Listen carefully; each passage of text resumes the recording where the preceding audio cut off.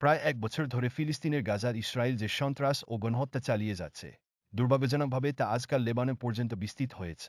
প্রতিশ্রুত ভূমির বিভ্রান্তি নিয়ে কাজ করা ইসরায়েলি প্রশাসন সম্পূর্ণরূপে ধর্মীয় গোঁড়ামি ও ফিলিস্তিনে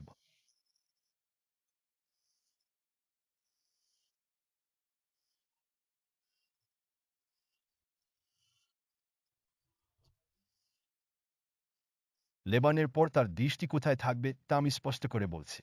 এটি আমাদের মাতৃভূমি হবে এবং যারা মানবতার সাধারণ মূল্যবোধকে আক্রমণ করে তাদের বিরুদ্ধে মানবতার ফ্রন্ট প্রতিষ্ঠার জন্য তুরস্ক যথাসাধ্য চেষ্টা করবে।